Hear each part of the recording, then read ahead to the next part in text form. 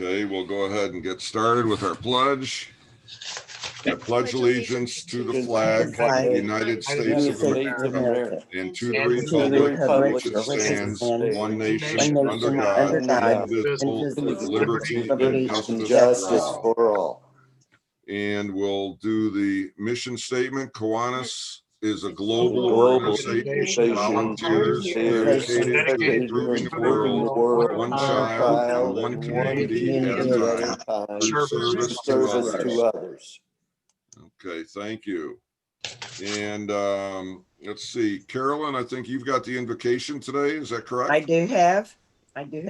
Let us pray.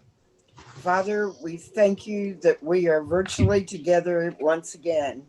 We pray for the sick, hungry, and lonely. We pray for the pandemic will soon be over. Let us continue to be of service to the children and community.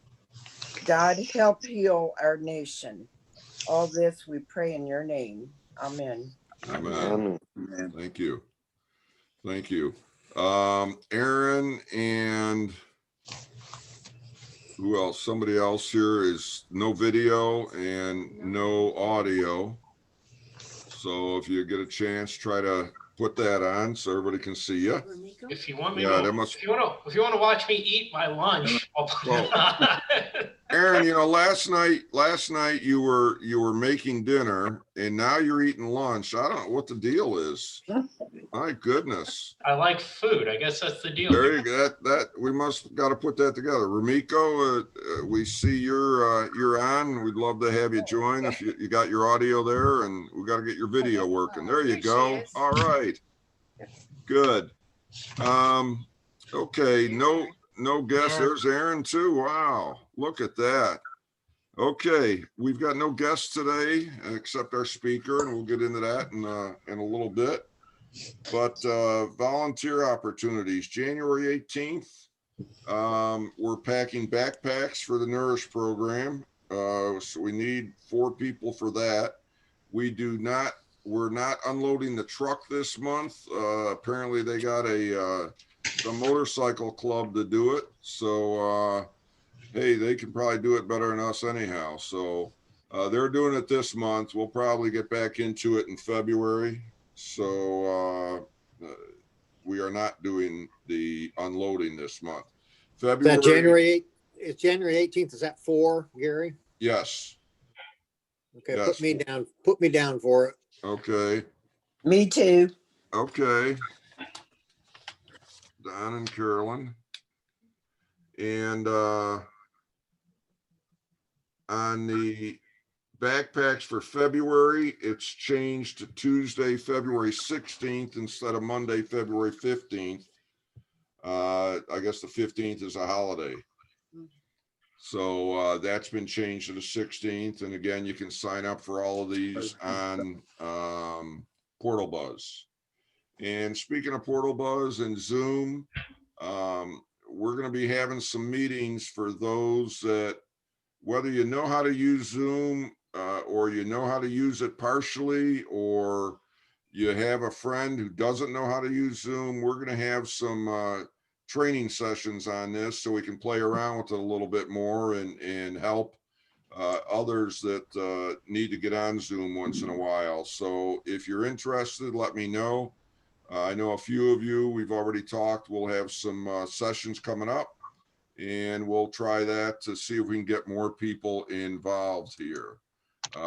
It's always fun to see everybody. Like we said before, it'd be great to be able to see people in person, but it doesn't look like we're going to be able to for quite a while. So let's get everybody we know and get them on Zoom. We can have some, I've been on some meetings where there's been 300 and 400 people. It's gets kind of crazy when it's that big, but it's still, you know, if you need any help on working on Zoom, let's work on it. We can get it together. Jerry, you need speaker coordinators. Yes, I still have 3 months open for the year. If we were sitting together in the library, this would be routing around all of the tables, and I would be trying to force somebody into signing their name on the dotted line. I need help in February, April, and then in July. So if anybody would be willing to step up, it would certainly be appreciated. And if we don't get any volunteers, we may get some draftees, but please give it some consideration. Again, it's easier to do really now because we've got the Zoom tool to use, and you can come from anywhere in the country or anywhere in the world as far as that goes. It doesn't just have to be somebody local here in Crawfordsville. So if you could participate, that'd be great. Dennis, are you volunteering? Yeah, I sent you an email. I could do February. You can put me down for that. All right, I'll do it. Thanks. That's great. So now I just have April and July left over. So please give that some consideration. And Dennis, again, thanks. Good, good. Yeah, it's interesting because we can do international. We can do everything. So it'd be a lot of fun. Get some international people on here. Operation Toy Box. We had a great time. Those that were there and were able to visit with us once while we were doing that, it was fantastic. We had, let me get somebody else on here. We had a great time. We had a lot of volunteers, which was good.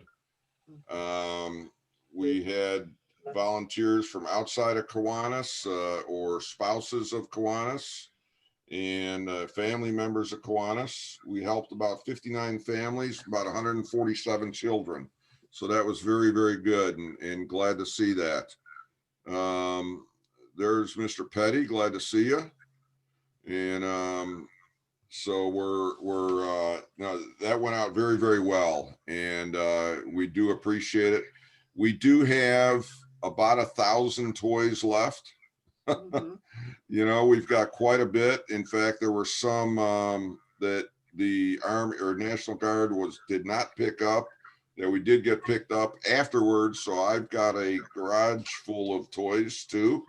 So we're going to get that all into storage and we may find a way to use them ahead of time too. But it's great the response we had from the community in collecting toys.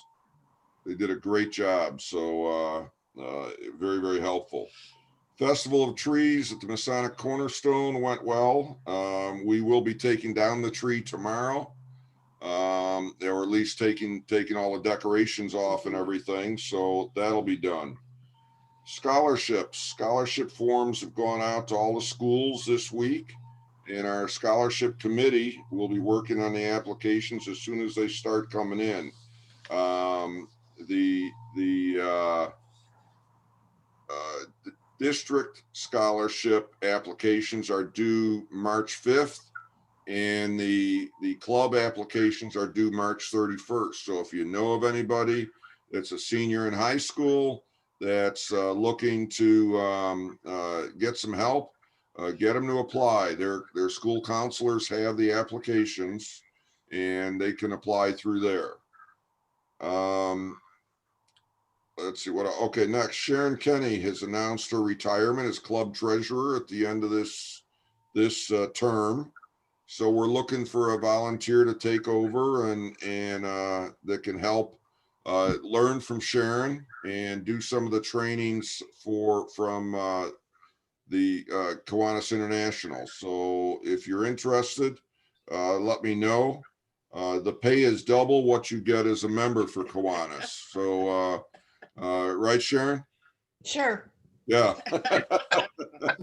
So Sharon has served in that position for a long time. So we do appreciate all her help but need someone to help and take over that job. It's a very important job at a club.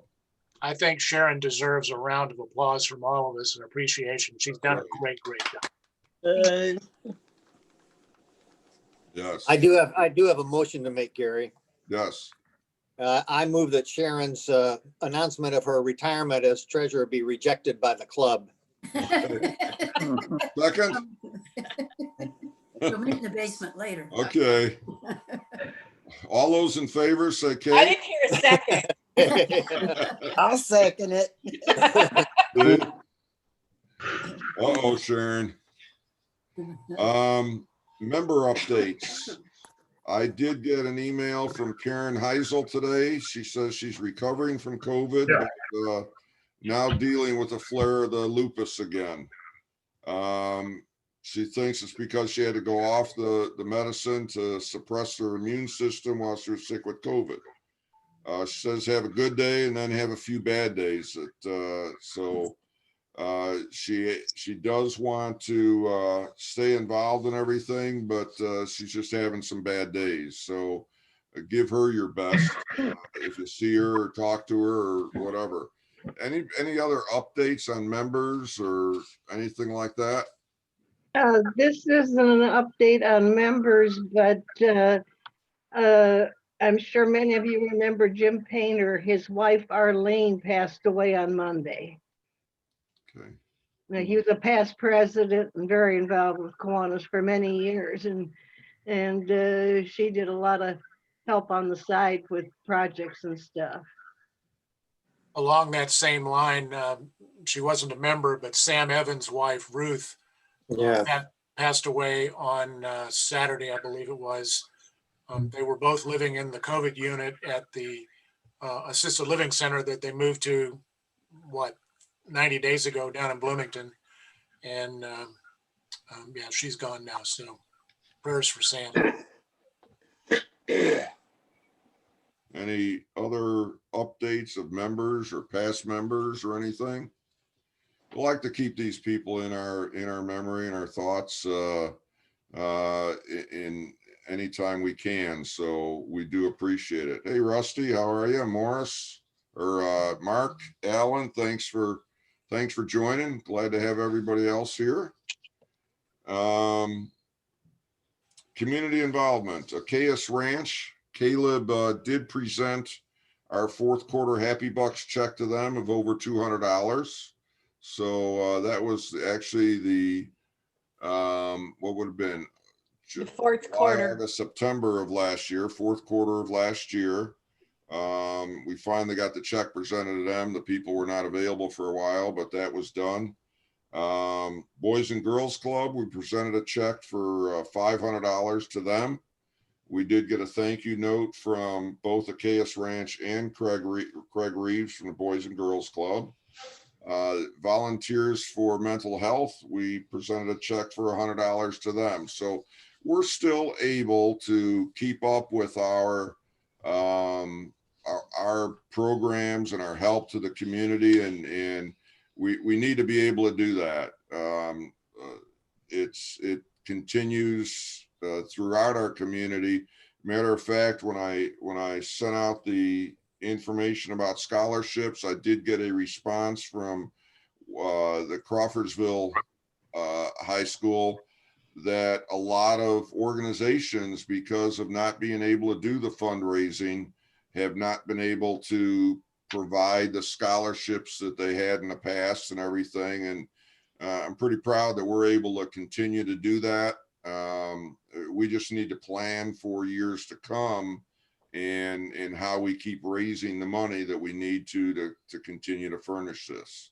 So it's been pretty good. So as far as meetings, we're not planning any in-person meetings for the foreseeable future, of course, until we can get some help on all of this, but we hope that that's coming soon. Pancake Week, as we said before, we're planning a Pancake Week in March of 2021. And Caleb and his team are working on that, and we'll have some further details to come. Now on the Happy Bucks, Q2, which is right now, we are doing Happy Bucks for Riley Hospital. So anybody happy? I'm happy, almost time to get a shot. That's right. There you go. There you go. I hope they come. Old enough. Who else is Tongue in happy? cheek, I said tongue in cheek, I'm happy that I had my evaluation with my physical therapist today. She said at least 4 more weeks, 2 times a week. And if it hasn't improved much more than it has now, an MRI and possible surgery. Oh, boy. This Well, has been going on since the middle of November, and I'm so tired about not having the use of my right arm. Right. Right. At least we're headed in the right direction. Anybody Yeah. else? Well, I'm happy. I got to say this anyhow. I am happy that the Bears fell into the playoffs. You know, they entered through the back door, while Shar's Packers entered all the way through the front door. So Let's go Pack go. Thank you, Gary, for being a yeah, good sport. I am happy about that. And Jer- I'm happy that he's happy. Well, I'm happy that he's happy. We're all happy. you gotta keep saying it. Happy. Jerry, did you have? Yeah, here's one for Riley, and here's one for the Colts falling into the playoffs. Thank you, Miami Dolphins. And yeah, here's a couple more, just hoping that they can do a good job on Saturday. Good. Jim, did you have anything? Well, I was going to say the same thing about the Colts, that they fell into the playoffs because the Dolphins lost. But we're happy they're in. I'm happy the Saints are in. Well, we'll take your dollars anyhow. Yeah. You know, those of you that have offered under the Happy Dollars, please, you know, send your funds to Sharon. She's not keeping track of it or anything, but hey, set her up on automatic payment or something so you can send that money in for Happy Dollars every week. And it works out very, very well, and we can make sure that we're able to provide Riley a good sized check when we go there or go to the district conference this year. So please get your money into her. This day in history, January 7th. Interesting. The first thing that popped up today was Congress sets January 7th, 1789 is the date by which states are required to choose electors for the country's first ever presidential election. So that just happened to pop up today, all these electors and everything. So interesting. 1610, Galileo Galilei discovers the first 3 moons of Jupiter. Okay, Jerry. What are they? That would be Ganymede, probably Callisto, and Io, I would guess. You got one. Lo, Europa, and Ganymede. That's Io, Europa, and Ganymede. Yeah. Callisto is the 4th biggest. It's visible with a pair of binoculars. You could see it during the conjunction a couple of weeks ago. Okay. 1782, the first U.S. commercial bank. Karen isn't on here and Caleb's not on here, but the Bank of North America opens in Philadelphia on this day. In 1817, the second Bank of U.S. opens in Philadelphia. They must have a lot of money in Philadelphia. 1927, this one's for Mac. Harlem Globetrotters play their first game. Where'd they play it? Madison Square Garden. Mac?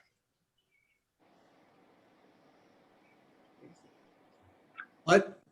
Harlem Globetrotters play their first game today in 1927. Where'd they play it? Philadelphia. Bank. In the bank, right? Hinckley, Illinois. Who would have known it? On this day in 1963, first-class postage was raised from 4 cents to 5 cents. And 5 years later, on the same day, it went from 5 cents to 6 cents. So I think it's a little bit more expensive today, right, Sharon? Yeah. Yeah. 1999, the impeachment trial of President Bill Clinton began on this day for lying about his affair with Monica Lewinsky. So he got impeached for lying. Interesting. No political things here. Technically, it was perjury. That's, yeah. national days. Today's National Bobblehead Day. So Chris, let's see that bobblehead again. Dr. Fauci. There you go. And this is That's Orthodox funny. Christmas Day. And this is an interesting one, but it's National Pass Gas Day. Who would have thunk? Yeah, never mind global warming. That's right. That's right. Please keep your microphone. Birthdays. Millard Fillmore, the 13th U.S. president, was born today in 1800. William Peter Blatty, the author of The Exorcist, was born in 1928. 1938, Paul Revere was born. That was from Paul Revere from Paul Revere and the Raiders. Those of you who knew that one. 1948, Kenny Loggins. 1957, Katie Couric. 1963 was Rand Paul, senator from Kentucky. And Kiwanian birthdays, since our last meeting, December 20th, Karen Heisel and Karen Branch. December 28th was Mayor Barton, and December 31st was Dave Polly. And Kiwanian birthdays this week, January 12th is Rusty Carter. Happy birthday, Rusty. So we do have some birthdays to celebrate, and thanks a lot. Now I get to introduce Chris Amidon, and I'm gonna put everybody on mute, but Chris, you can take yourself off of mute, and I will do the same. So everybody else is muted now. So Chris, you can take yourself off when we get ready. So Chris is a Wabash College nurse, of course, served 14 years in the Crawfordsville Community School Corporation as a school nurse and healthcare coordinator. She was Indiana's School Nurse of the Year in 2009 and serves as the state's representative on the board of National Association of School Nurses. And according to Wabash College, her favorite food is cheese. Any kind of cheese, I guess. So Chris, we appreciate you being here today, and you can tell us a little bit about what's going on in the world. Okay, well, thanks for having me on National Bobblehead Day. I didn't even realize it was such a special occasion today. So I didn't plan a lot of formal remarks. I thought I'd just fill you in a little bit on what the college has been doing as far as our COVID plans and actions, and kind of let you know a little bit about what we're looking at for second semester, and then see if people have questions. So I think it all goes back to, about a year ago, we were starting to hear kind of some whispers. There was something going on in China, and maybe this was going to become a pandemic. By the end of January, it really appeared that that's what was going to be happening. And we were on spring break that second week of March. And it turned out Dr. Douglas and Dr. Roberts, who are our two physicians for the college, were on a sailing trip together. And my husband and I were on a trip to Charleston. Oh, if you sit too long, the lights go out in this room. We were on a trip to Charleston, and it turned out we were all on the phone the whole time and all on our computers the whole time, because everything was kind of blowing up and schools were closing, and we realized we were going to have to send everybody home. So it's amazing what, 10 months later, how different the world is. The fact that we're meeting like this and it's just a normal thing, it's just amazing how much things have changed in less than a year. So we reverted to having virtual classes for the first time. Wabash has always really been firmly against doing any kind of distance learning or online classes. And it was a big adjustment. The tech people worked all week during spring break to kind of give the faculty the kind of platforms they needed to do teaching remotely. And, it worked out pretty decently. There were definitely some students for whom that just didn't work well, though. Students didn't do as well as they would have in the classroom in real life. And Greg Hess had announced also during our spring break, we found out that Greg Hess was going to be taking a new job and Scott Feller was going to be the interim president. And ultimately the trustees decided, why mess around with the search when we have a great guy? Let's just make him the permanent president. So that worked out well. But initially, the first thing Scott Feller said was, we don't want to do virtual classes next year. We want to be in residence, in person. It's the best way to educate people. And that's the whole model of, a small personal touch the face-to-face interactions with professors and staff. So, that was the whole goal. We worked all spring and all summer on plans. And, as the whole situation's evolving constantly, you can make really great plans and, after one day, everything can change on you. So it just feels like the rug was always being pulled out from underneath us. We'd have some good plans and some of them would work and some of them would not. But we spent the summer setting up plans for how to quarantine and isolate students when they became sick on campus or if they got exposed to COVID. So we set up our Trippett Hall on West Wabash there. There's some hotel rooms in there that normally visitors to campus stay in. The trustees can stay there when they visit a couple of times a year. And so we made those hotel rooms. There's 18, I think. Those are quarantine spots for students who weren't able to go home and quarantine. And fortunately, still most of our students come from Indiana. We certainly have, students from all over the world and all over the country, but the bulk of them are from the central Indiana. So we were fortunate compared to some schools that a lot of our students could go home to quarantine because we had limited space. And we also said we were going to let all students come back. Some schools said only the seniors come back or only the freshmen would be on campus first year or half of the students. And the college was committed to bringing everybody back. So we didn't de-densify our housing. So we didn't have extra space to put people when they were quarantined or isolated. So we had to get creative with that. So we used Trippett Hall for quarantine. And we set up Bill and Ginny Hayes' house on Crawford Street, 413 Crawford Street. A lot of you remember Bill and Ginny. Their house has been unused for a few years, which is a shame because it's such a beautiful, unique place. So we decided that could be our isolation house for students who had COVID, had a positive test, and were unable to go home. And so over the summer, we put 15 beds in that house. It's a lot bigger than it looks from the outside too. It's a beautiful home. It's kind of like a museum, really. It looks like 1970. It's just a period piece. It's really interesting. So we put 15 beds in there, and that's our site where we can take students when they're sick, when they have COVID. And then we set up the garage of that house to be our testing site, because we wanted something that we could open the door and have fresh air in. It would be safer for our staff.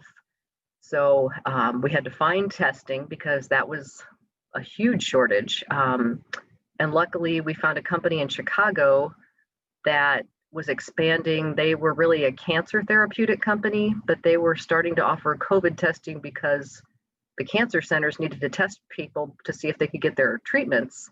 And they expanded to do COVID testing. And then they decided there was an audience they might be able to work with universities and colleges who needed testing. So we got set with Tempest testing in Chicago, and we FedEx shipments to them overnight.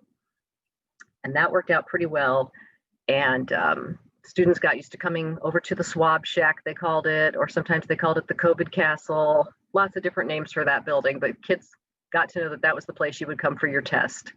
And we did a random testing surveillance system for semester. So every student was in that pool. Some of them, would say, gosh, I've already been tested 3 times. And another person would say, well, this is my first time, so it was a very random test. We have a really smart data guy named David Dallenberg who set up this program for us. And if a student has had COVID, then they don't need to get tested for the next 90 days. We presume immunity lasts at least 90 days, and maybe it's longer. It looks like the CDC might be getting ready to say 6 months, but there's still not that much long-term evidence yet. So 90 days is, we take you out of the random testing pool if you've had COVID. So we had to figure out a staffing situation because Scott Douglas and John Roberts are our doctors, and they come in for 90 minutes each day, Monday through Friday, to see students. And I'm the only nurse. And fortunately, the college let us hire 2 part-time nurses. And so that's been fantastic. Kay Nanette, who's the nurse practitioner at the free clinic, is helping us about a day and a half a week. And Ellen Biddle Warren is helping us when she can around her other job. So that's been great because we have 2 really phenomenal experienced nurses because I was just literally having to be two places at one time all the time. It seemed like with COVID, all the other stuff still happens. People still break their leg, and people still have other problems that we need to address. But the COVID work just became completely, about 16 hours a day we were working all fall. So we were lucky that sports got put on hold for the most part. Teams were still able to practice in some limited ways, but we were able to repurpose the athletic trainers and our sports information director, Brent Harris. And that turned out to be the best thing to happen to us, because if we didn't have them, I don't know what we would have done, because they do the testing with me. They figure out if somebody needs to be in quarantine or isolation. They help talk them through it. Okay, where do you want to go? It really helps too, because almost half of our students are on a sports team. And so the trainers really know the students really well. So often, one of the trainers would say, well, I know this student can't go home to quarantine because his mom's getting chemotherapy. So, let's make sure we have a room for him. So they were great at doing that work. And it was nice to have a really pleasant, fun team, a lot of joking, a lot of caffeine. It was really nice camaraderie, because it was a stressful situation. You're just constantly making up a new system of doing things, and a couple weeks later it has to change again. And so thank goodness for having people who are really flexible and smart and very knowledgeable about healthcare and about working with this population of students too. And our sports information director didn't have sports data to manage, so he started managing COVID data for us. And that's been tremendously helpful. Brent Harris is a really smart guy, and he's working on some other things for us this week. He's done some checklists, to ensure consistency and help build our database, because we had to come up with a way to track all of these tests that we're doing, and who went home, who's here for how long, who's in the Hayes house and for how long. Getting meals delivered to kids in quarantine and isolation has been really challenging. So working with the food service. And one of the best things I think that we did too was we started something called the CARE team, and it stands for COVID Action and Response Team. And so we had about 45 students who it's their on-campus job to basically kind of be ambassadors for health.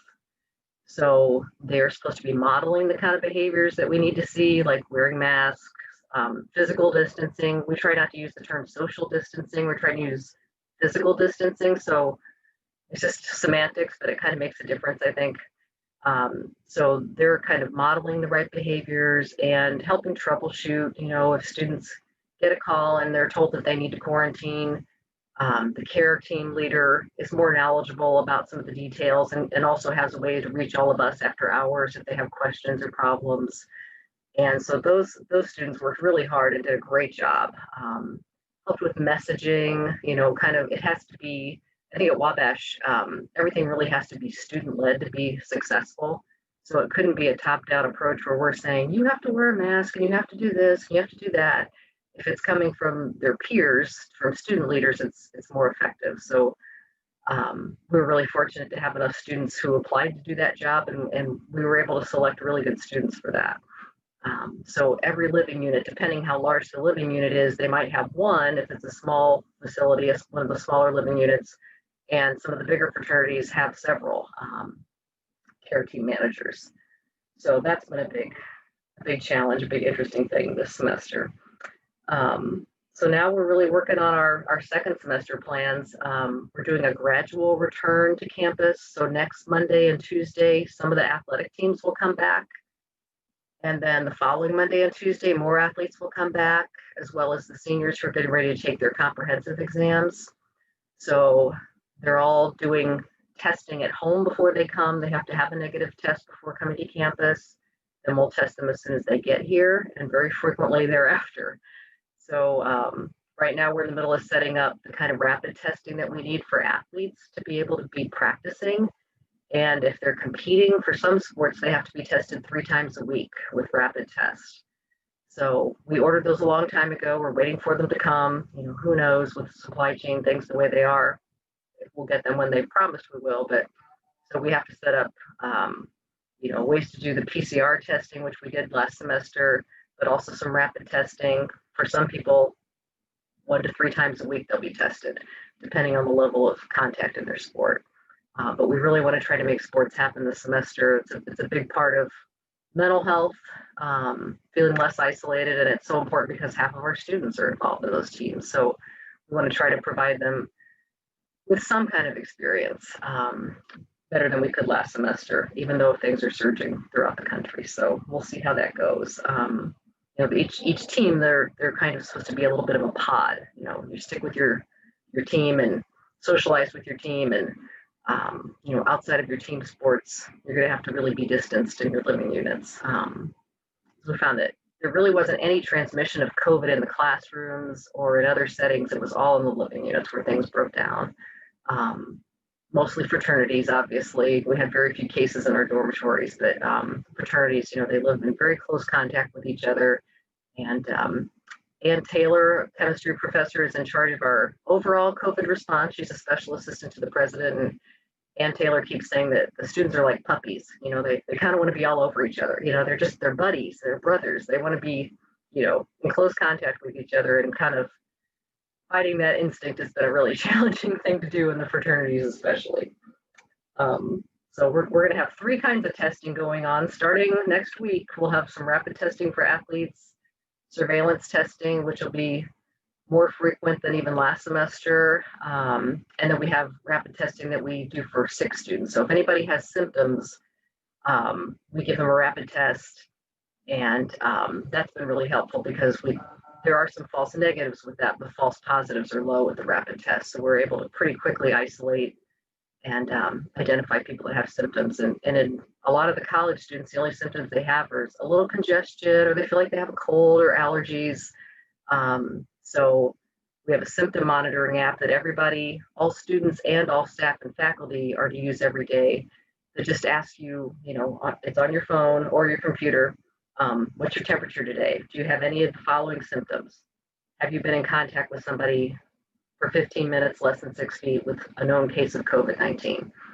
And we all do that every day before we come to campus. And any student that gets a stop on their app because they answered positively to any of those questions, then immediately one of the athletic trainers reaches out to them, asks more questions.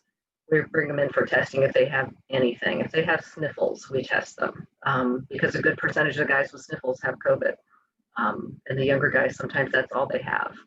And it was really interesting, the range of symptoms last fall. Not everybody had the loss of taste and smell, but those who did, they definitely had COVID. Like that, if you have that, you definitely have COVID. And most of them were it was kind of a minor inconvenience. They were a little achy, they had a cold, they were kind of congested. But we had some students, even some of our big football player dudes who are in great shape, and young, healthy guys who were very sick. They were down and out for that 10-day period. So it was interesting, the range, even just within a young, healthy population, of kind of symptoms that we saw. So yeah, I feel fortunate not to have gotten COVID first semester, thank goodness. And I got my first dose of COVID vaccine on the 30th of December. And our athletic trainers were able to get that also as healthcare workers who are doing testing. So we've all been immunized. The 2 doctors have been immunized. We'll all get our second doses near the end of January. So we're optimistic about that, because that was definitely a big concern all fall. Would we get sick and take this home to our families or people we live with? So we're really excited about the vaccine and trying to help with those efforts in the community as well, trying to get more people in the community immunized. So I don't know, that's about all I have to share. I just thought I'd bring you up to date a little bit with what's going on, and then see if you. Chris, you got muted again. What vaccine is Wabash using? The Pfizer or the Moderna, or a combination? Well, we don't have the vaccine yet. So far, only healthcare workers and people in extended care facilities can get it. But we all went up to IU Health Arnett in Lafayette, and they happen to be giving the Moderna vaccine. So I was hoping to get some Dolly Parton superpowers out of that. Dolly Parton helped to fund that. So we got the Dolly Parton vaccine. So that was kind of cool. But I would have taken whatever they had to give us, either one. So, and we're not sure at this point if we will actually. We filled out the forms we need to for the state to be providing the vaccine. but it might be that we will be, we'll go through the Montgomery County Health Department and they'll just have a certain time for Wabash faculty and staff to come and get their vaccine. Students probably won't be eligible until summer, at least next year.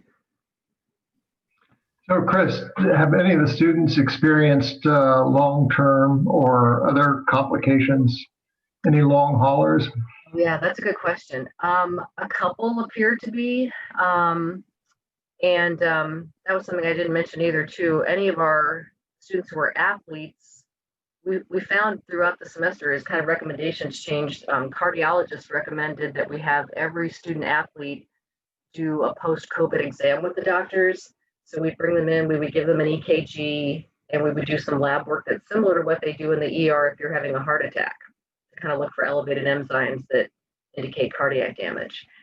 And the recommendations changed around the end of October that you didn't have to do that for everyone, but anyone that had significant illness should be screened for that. So we definitely have some students that just have persistent fatigue, shortness of breath, some that have chest pain when they run. So yeah, it's interesting to see, definitely we see some that, now we haven't seen them since Thanksgiving. We ended our semester at Thanksgiving. It'll be interesting to see how they do second semester since they've had some more time to recover. But we definitely have had, really young, healthy people, swimmers, runners, very active people with no pre-existing conditions, no asthma or heart history or anything like that. We're really having some persistent symptoms. And a lot of anxiety. I think, young people right now just have a lot of anxiety in general anyway.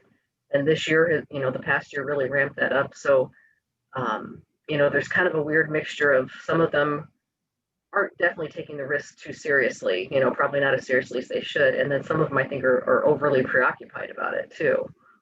So trying to find the right balance between, you want them to be cautious and careful and good citizens in the community. We don't want to be out spreading in the community.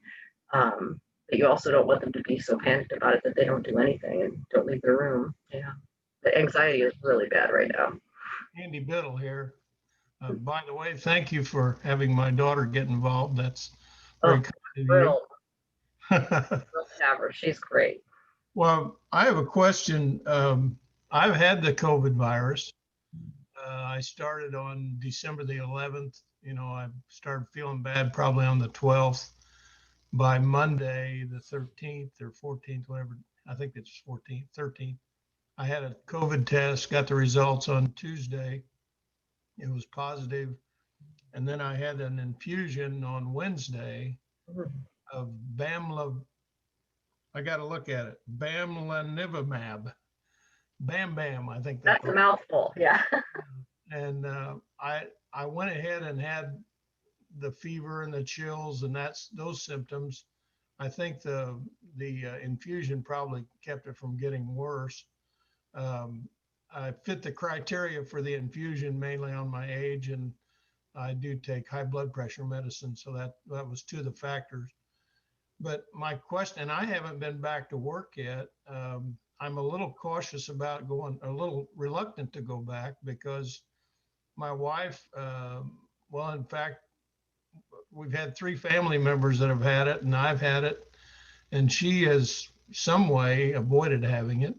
And I'm just a little reluctant to go back to work in the barber shop because there's 4 barbers in there, and 2 of us have had it, and one's been exposed, so he's quarantined. We have one guy, we have the last man standing, is still there. But my question would be, what's the likelihood if I went back to work? Now I know I'd be okay. I mean, supposedly I've got that 90-day window, but what's the possibility of me bringing it home or spreading it and not having it, but spreading it some way? Yeah, I don't think they really have good answers for that yet. At the beginning of all this, we really worried a lot more about like surface transmission. And still they think there's, good reason to clean surfaces, things that are touched frequently by lots of people. it can't hurt to clean those more frequently because it helps prevent flu and other things. And now it appears, there's much less concern about that. There's more concern about it being airborne and, being just in the air where people are in close proximity with each other. So I'm less worried about bringing it home than I used to be. To begin with, I would, change clothes out in the garage, take the scrubs off that I wore for testing all day and, change in the garage, come home, take a shower right away. I'm a little less worried about that kind of thing now, but it's just really interesting how too, like you said, your wife, maybe she has a really great immune system. It's really strange. Some of the students who got it, we might have 3 or 4 students sharing a room and they all sleep in that room and they all hung out in that room and 2 of them get it and 1 of them doesn't. They all had the same exact exposure. We even had some students who, I had a couple of panicked calls from guys that, well, I know I should have done this, but I went to Butler and I met a girl and we made out. And then she called me 2 days later and said she tested positive for COVID and they didn't get it. So it makes no sense to me, who catches it and who doesn't. We still just don't really know why that is. So maybe maybe she's built up a little bit of antibodies by being somewhat exposed, but yeah, it's a real gamble. They did announce today, the people over 80 can get the vaccine now, can start signing up for that now. I think that might be challenging for some people to sign up online for that, but then it'll be people 70 and over, and it'll be people 60 and over. So once we start getting, and I think in about a month, a lot more people will have had the vaccine. And that'll be a little bit more reassuring too, more of your clientele coming in have been vaccinated. You're all at less risk. That's my only benefit about turning 70 this year, I guess. There you go. Yeah. Because they say maybe in a couple of weeks we'll be ready to do 70-year-olds. So I sure hope so. Chris, what's your biggest worry for the upcoming semester? Just having enough help. It's me and the trainers and Brent Harris that are doing all of the testing, managing all the data, all the quarantine and isolation of people. And if we're doing a lot more testing, which that seems to be where all the evidence points that the places that do more testing, you're going to find more cases more quickly and have less contagion. But how are we going to handle all that? Because we really did. The only time that we were not working last semester, there were 2 weekends in October. There were about 3 weeks where we didn't have any positive cases on campus, and we just couldn't believe it because it had been kind of a nightmare from August to October. And things were really good. And there were about 2 weekends that we didn't have to work.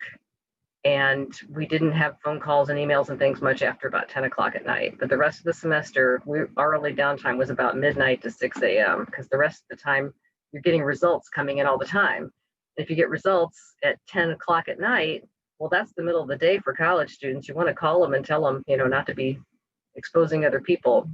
So, getting sick, getting run down, and just having enough help. So, we're trying to figure out who else can we get to come help us. We thought to begin with, we have some people on campus whose jobs were a little less busy last semester, some of the coaches and some other staff people, because of, changes to what they were able to do. They had more free time. So we got them involved with being case managers. So every student, if they test positive or if they're in quarantine, they have a case manager that kind of looks out for them. So they communicate with them once a day or so, troubleshoot if they're having problems. Like, I went home to Carmel and I forgot my math book that I need for a test, well, what can we do to get that book to that kid or get the materials to them? So the case managers, they were super helpful. So I think we're going to have to expand their roles a little bit more and maybe have them do more of the contact tracing and things that we were all doing last semester. Chris, I know that the independents are doing grab and go at the Spark Center. What are the fraternity guys doing? Pretty similar stuff. They're not eating in common areas altogether. So it's mostly grab and go food everywhere right now. So a lot of them are working on trying to have a little bit better sustainable plans for that, less disposable stuff if they can. We're trying to work with them on that to make sure that they all have good dishwashers and that they know the right protocol, so they're not, because they do all that, cleaning and kitchen work. That's all the freshmen in the fraternities, making sure they don't get exposed to things while they're dishwashing and things like that. So yeah, it's a lot of waste right now, unfortunately, with everything being grab and go. And at least in this first semester, we had a giant tent outside Spark Center, so you could get your food and go outside and eat with other people, and it was open air. It was pretty nice, but we obviously can't do that in Indiana in January and February. So, I talked to one freshman's parents over break, and they said, he really had a good semester considering, it wasn't a normal semester. He said that, the thing that was the saddest was that he just would kind of take his food and eat it in his room. And I thought, yeah, that's too bad. That's not the experience that you want to have in college at all. There's a lot of things that are just less than ideal. And there's just a lot of things that there are no good answers for still, There's a lot of things where it's kind of a no-win situation. You're just trying to mitigate the damage. Chris, how many cases have you actually had among students and faculty? Are you at liberty to say if that's divulging something that you're not at liberty to talk about? I understand. No, faculty, I couldn't tell you because like our part of the management team, we just deal with student things. And we're not testing faculty and staff as part of our testing protocol. Some schools do that and some don't. But we know that we didn't have any documented cases transmitted in the classroom. So that was what we kind of suspected would be the case. And we still spread people out and took a lot of measures to try to manage that. Students we had, trying to think, by the end of when they all went home at Thanksgiving and their semester was over, they didn't finish up in December at home. They had finals before Thanksgiving. I think we'd had like 170 by then, and that included some who had it over the summer. Like we were just tracking those numbers so we would know to do a post-athletic evaluation with them, and when did their 90 days run out and we have to start testing them again. So I'd say it was about 170 from summer through the first semester, and we're getting information now. We asked students to send us a copy of their positive test if they had COVID over the break, because most of them will be gone for 2 months altogether. Classes start January 25th. So we've heard from quite a few who had it over the break because there's just, so many more cases everywhere right now. So, we should be at some point, and certainly in a couple of fraternities, they're approaching herd immunity. And we have about 800 students altogether. Chris, this is Larry, do you have any thoughts on the zinc, vitamin D, vitamin C cocktail that folks are talking about? Do you think there's any benefit in that? I don't know. It's also, emerging. I think there is pretty good evidence about vitamin D. There's also some evidence about melatonin, but they don't know if it's really melatonin or the fact that you're a good sleeper that keeps you healthy and you have more melatonin. Yeah, I think it can't hurt to, take some supplements if you're really reasonable about it and you're careful about it, and you talk to your doctor about if there's any interactions, or your pharmacist. There's some good pharmacists on this call. Make sure there's no interaction with any prescription medicine you take or any reason for you not to take it. But I think, almost everybody in Indiana is deficient in vitamin D in the wintertime. So, it couldn't hurt to take a little bit of vitamin D. Might be good for your immune system. It might be good for your mental health too. I had an interaction with another Wabash grad, Dr. Baird, who used to be a member of our club.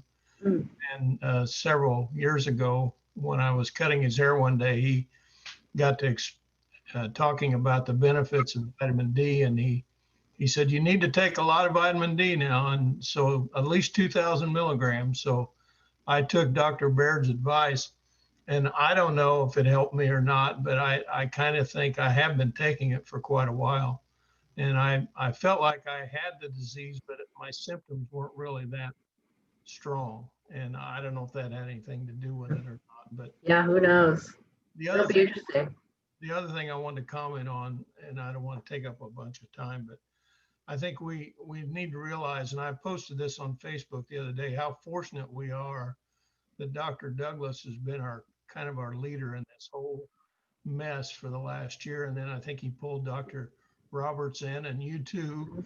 And I think the three of you together have kind of set the standards for Montgomery County. And we've got a really great group of people working on this in Montgomery County. And I think it could be a lot worse without your dedication. And it's all that connection with Wabash College and the two doctors and you. And I just think it's been great for the community that they've been. Well, thank you. And the health department, you know, the fact that the two doctors are involved with the health department, and our health department is amazing. And I just can't say enough about them. And I should have mentioned that earlier. I'm glad you brought that up. You know, they moved their office. They opened 2 testing sites. They're going to open an immunization site in the old Save-A-Lot County Market building. And they have like 6 employees or something. It's ridiculous how understaffed they are. They have 1 nurse. Most counties have 4 or 5 nurses at least for a county our size. It's just amazing what they're doing with so little funding, so little resources. You know, and I think this whole pandemic just shows us, you know, you can't underfund public health and then expect a really great response in the middle of a crisis. You know, that they're just running that department on a shoestring, and they are doing an amazing job. And yeah, Dr. Douglas and Dr. Roberts are literally not sleeping. I mean, I worry about them a lot. You know, since last March, it's been 24/7 for them. Yeah, I got We're really lucky to have them. Call from Dr. Douglas one night about 9:30 or 10 o'clock.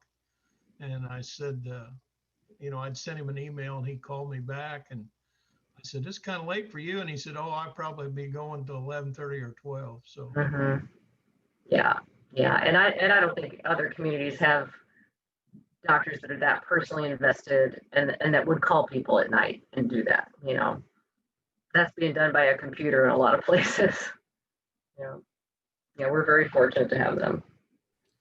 And Dr. Douglas will be our speaker next week. Great. So, you know, those of us that have other questions or anything, it'd be great to have him on here too, and listen to what is going on with the community. Yeah, definitely. He can talk about vaccine planning and, you know, questions you might have about safety and efficacy of the vaccines, those kinds of things. That's great. Great. Anybody else have questions? It's great to have Chris on here, and very, very interesting, especially, you know, in a community like this where you have a college like this that you know is really a part of our community. And it's great to have Chris here and talking. So if you have a question, let's get it on there now.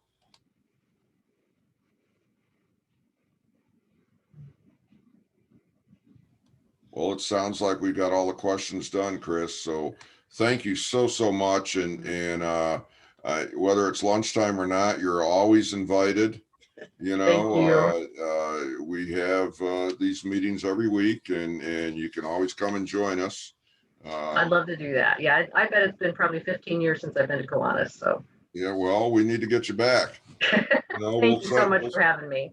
We'll send you an application. Thanks so much for having me. It's nice to see all these faces. Great. Thank you very much. And like I said, our speaker next week will be Dr. Douglas. Give us an update on the health department and their testing and vaccination program. So we're really looking forward to that. Anything else before we close? If you want to say something, you got to unmute your mic. But and I do appreciate everybody being on here today. We've got a great crowd. We had up to 24 people. So just a quote of the day. It was on my 5th birthday that Papa put his hand on my shoulder and said, "Remember, my son, if you ever need a helping hand, you'll find one at the end of your arm." Sam Levinson's said that. So, you know, let's remember that's where that helping hand is. Thank you all for being here today, and we really appreciate it, and we'll see you